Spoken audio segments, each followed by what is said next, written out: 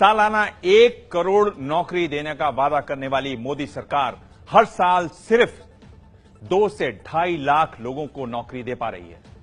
लाखों युवा बेरोजगार हैं और नौकरी के लिए लंबी लाइन लग रही है। इस हालत की हैरान करने वाली तस्वीर आई दिल्ली के पास रोहतक से। चपरासी की 92 नौकरियां और 23,000 उम्मीदवार।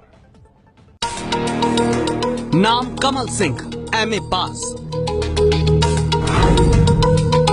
नाम बालकृष्ण, बीएड की डिग्री।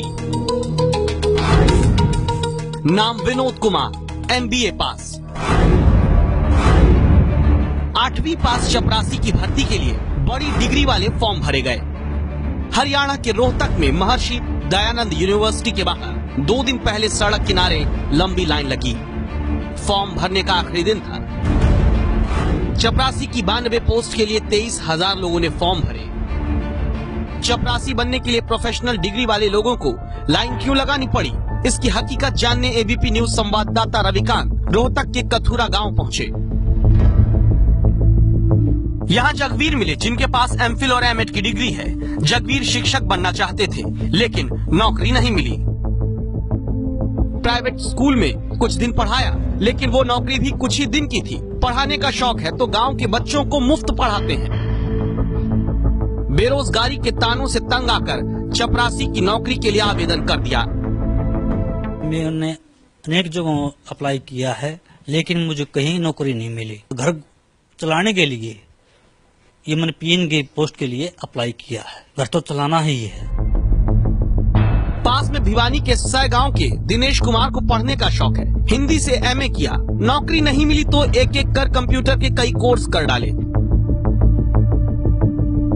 इसके बाद भी नौकरी नहीं मिली तो होमगार्ड की नौकरी के लिए राइफल ट्रेनिंग और प्रोफेशनल ड्राइवर का कोर्स भी कर लिया। नौकरी नहीं मिली तो चपरासी बनने के लिए अब तैयार हैं। इनके पास ये 52 तरह के सर्टिफिकेट हैं, 52 तरह के अंक पत्र और सर्टिफिकेट यहाँ पर है। मेरे हाथ में कुछ है और कुछ यहाँ रखे हुए हैं। पूरा तो लगता, फिर क्या किया जाए, कोई जॉब वगैरह तो मिलती नहीं। कई बार क्या होता ना, ये पढ़ाई लिखाई भी ज्यादा कर लेते हैं तो भी नौकरी नहीं मिल रही कहीं पे।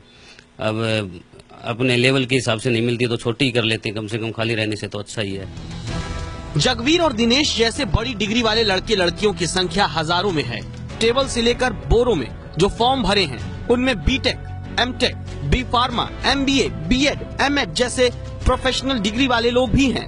थोड़ा सा फील भी हो रहा है अनएम्प्लॉयमेंट को देखते हुए। अभी देखा है तो कई फॉर्म हमारे पास एमएड, कोई बीएड, मतलब हाई क्वालिफाइड जो है हमारे पास मतलब अप्लाई कर रहे हैं इन चीजों के लिए। बहुत हैरानी होती है कि इतनी अनएम्प्लॉयमेंट देश में है। इन फॉर्म को छांटने में 2 महीने लग जाएंगे। इसके बाद सभी को लिखित परीक्षा के लिए बुलाया जाएगा, फिर इंटरव्यू होगा, तब नौकरी मिलेगी। हरियाणा के छोटे गांव में ही नहीं, मुंबई जैसे महानगर में भी युवकों को नौकरी की चिंता सता रही है। धवल ने 4 साल पहले मार्केटिंग और फाइनेंस में ग्रेजुएशन किया, लेकिन अब भी 10 से 12 हजार से ज्यादा सैलरी देने को कोई तैयार नहीं। अभी मैंने तो कई जगह ट्राई किया। मैं खुद बीएमएस ग्रेजुएट हूँ, मैंने कई बैंक्स में भी एग्जाम दिया है, बट कैसे जॉब आ रहे, बैक ऑफिस टाइप, फिर credit card selling, personal loan selling, loan departments, तो इन सब में भी समझो हम कर भी ले, बट यार you should get a kind of relief. Gaurav ने 1.5 साल पहले पत्रकारिता का कोर्स किया। उम्मीद थी कि 3 साल मास कम्युनिकेशन पढ़ने के बाद नौकरी मिल जाएगी, लेकिन अब भी बेरोजगार बैठे हैं।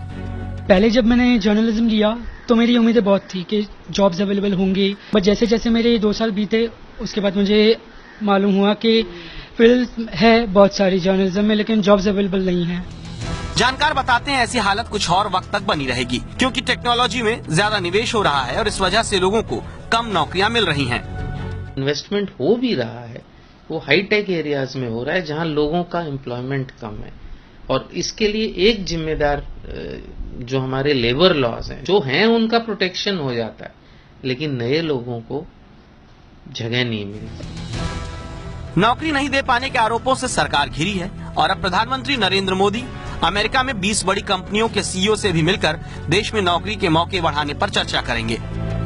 प्रधानमंत्री के साथ बैठक में वॉलमार्ट, एप्पल और कैटरपिलर जैसी कंपनियों के मुख्य कार्यकारी शामिल होंगे।